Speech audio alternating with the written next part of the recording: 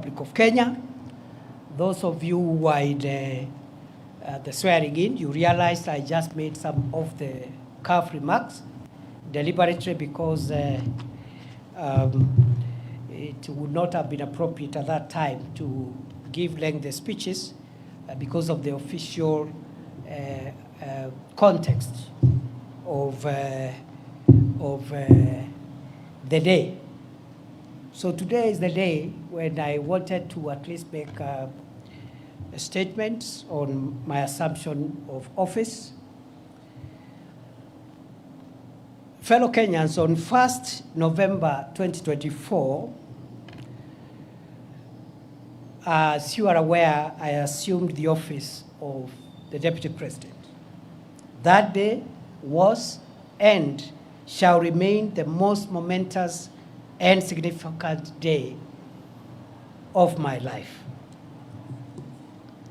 After serving my country for a quarter of a century as a law lecturer, legal practitioner, senator, majority leader of the Senate, deputy speaker of the Senate, and most recently as the cabinet secretary for Interior, I now take over office as the third Deputy President of the Republic of Kenya. It remains astounding how a son of Kenya, born some 52 years ago in Tharaka, a remote part of the then Meru district, and in a humble homestead of a rural clergyman and his housewife's spouse, could eventually get the opportunity to serve this country in the esteemed and high office of Deputy President of the Republic. My assumption to the office of Deputy President has presented me with an opportunity to reflect on our country's past, present, and future. In my reflections, during the past 1 week, I have come to the profound realization that Kenya, our homeland, is a country like no other. Its charm, the industry of its people, our fine weather, our culture, and our breathtaking topography are unmatched. It is gratifying to see millions of patriotic Kenyans work hard every day, waking up early, sleeping late, to make a honest living, eat from the sweat of their brow, and build the country that they call home. While it is true that formidable challenges confront us today, it is also true that we always find a way to surmount obstacles and protect our country and its people from the shocks of the modern world. Where a tiny number among us has tainted our country's image, the same has been repudiated by the exploits of millions of honest and patriotic, focused Kenyans who love this nation enough to protect it from the risks on its survival. Indeed, Kenya is a covenant country, blessed with an industrious people and an incredible array of natural resources requisite for the creation of wealth enough for all its people. We remain eternally grateful to the heroes and heroines who have ensured Kenya remains the blessed nation that it is.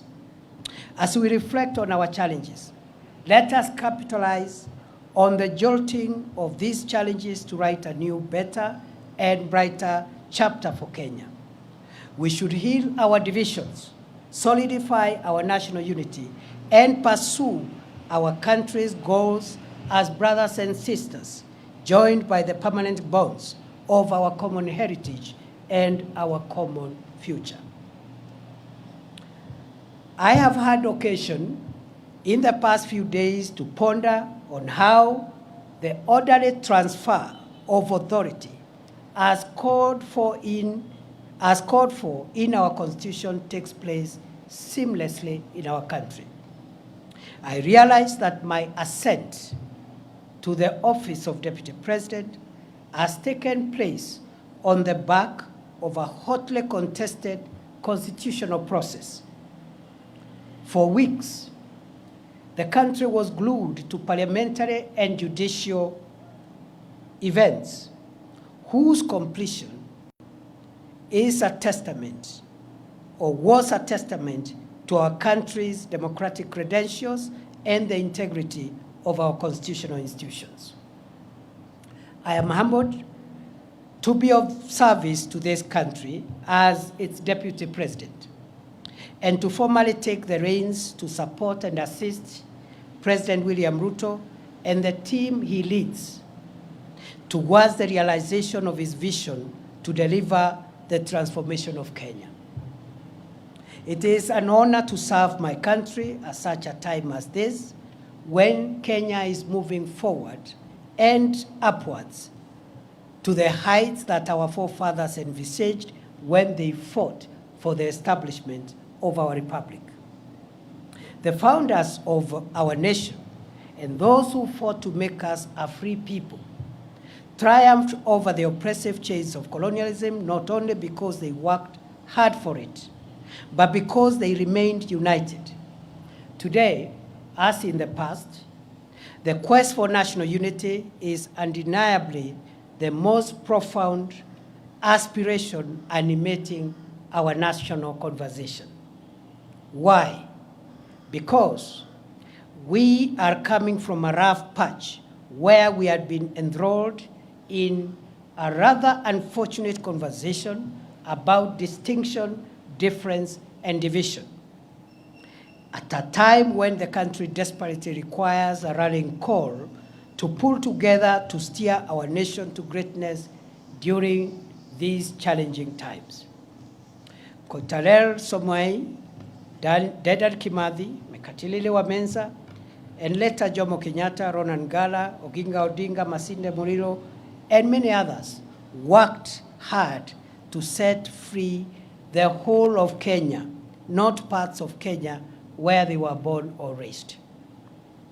They refused to see themselves as liberators of their places of birth, choosing instead to consider themselves as brothers and sisters connected by the common past of their ancestry and the shared future of the generations that would come after them.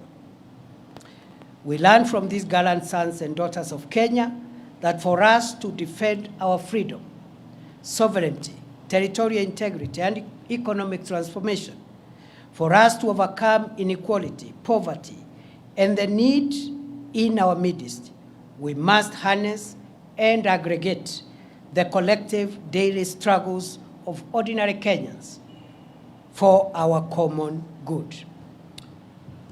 For the aspiration of forging a united Kenya to materialize, we must accept each other, recognize our equality, accept that diversity and difference among us are for building rather than destroying us. A united nation is better equipped to deal with the challenges and overcome the obstacles we face in an increasingly complex, unpredictable, and insecure world. Kenya's viability is guaranteed only if its diverse components and segments converge in pursuit of common ideals, notwithstanding our linguistic, ethnic, religious, or political orientations. As I assume the functions of the esteemed office of the Deputy President of Kenya, I pledge to support and assist President Ruto to canvass, defend, and accelerate national unity, but also to canvass, defend, and accelerate the implementation of the bottom-up economic transformation agenda on which his administration was elected 2 years ago. I will work with my colleagues in the cabinet, as I have done in my previous role during the past 2 years, as we look forward to opening a new chapter in our collective effort to deliver the economic transformation and empowerment of the people of Kenya to realize better standards of living. The government has made significant strides towards the transformation of our food security situation, health, education, as well as stabilizing spikes on prices of essential household commodities since September 2022. The government's resolve to introduce a higher education funding model that is student-centered and to roll out universal health, affordable housing, and other initiatives require constant communication for public buy-in, input, and feedback in the spirit of a people-centered delivery of our country's development agenda. I have no doubt whatsoever that well-crafted public-private partnership projects are essential for the realization of strategic public sector infrastructure development projects and will cushion our country from incurring unsustainable debt for financing our country's development needs.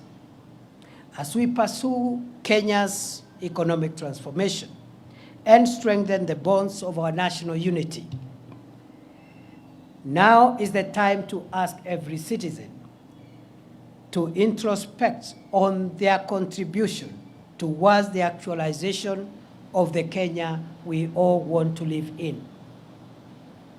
The values of honesty, hard work, patriotism, family, and all other values of our civilization, faithfully transmitted through generations, makes it possible for us to transform this country into a more inclusive, equitable, and cohesive nation in which every citizen is able to live free from fear and want.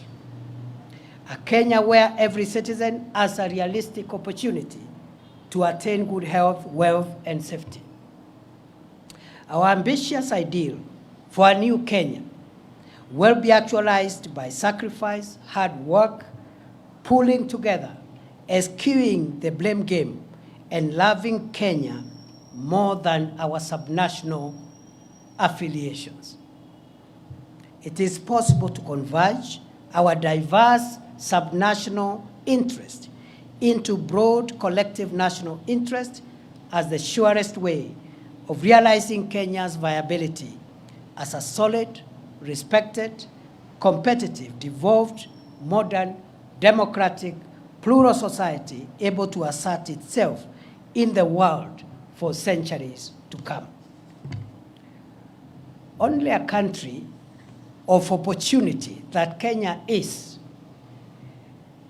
can cause the little village of Irunduni, tucked in the outskirts of the unassuming hamlet of Mukodhima in semi-arid Tharaka, to produce the country's deputy president. I grew up in a competitive environment, learned to manage scarce resources in a large family of 9 siblings, raised by peasant parents, and introduced to the values of respect for others and respect for authority, the love for God, and the love for country, considering other people's needs before my own needs. These values would later be firmed up through my education journey in the schools and the universities I would attend later in life. That it has been possible for me to come this far confirms that in this country, there is no reason anymore why a child born in Moyale, Loitoktok, Nyahururu, Lodwar, Nyansiongo, Malindi, Ugenya, Kadhonzweni, Elwak, Kimilili, Lungalunga, Marara, or anywhere else within this great country cannot aspire to rise to any office. I am truly blessed to be a son of Kenya. May God bless and protect our dear country, our homeland, the Republic of Kenya. May we remain one nation of one people, united by our emblems, the map, the flag and the national anthem of Kenya. Thank you and God bless you.